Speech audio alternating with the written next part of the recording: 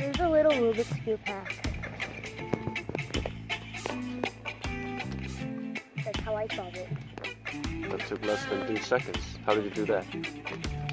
Well, I just pull this and put them together. And then pull them back. Oh.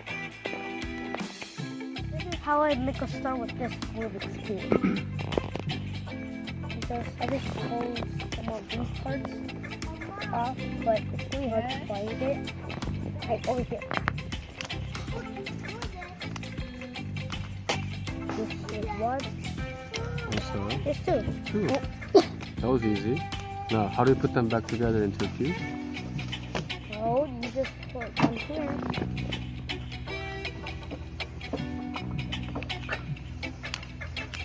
That's how you put them back. That was on. so easy, so simple. I know. I Do bet you- you can't do it. Do you recommend it to other kids? I guess. Okay. Thanks a lot. Now, if you have anything more to share with the world, we'll come back with our next episode on YouTube, right? Yep. Okay. So, see you later. Cut.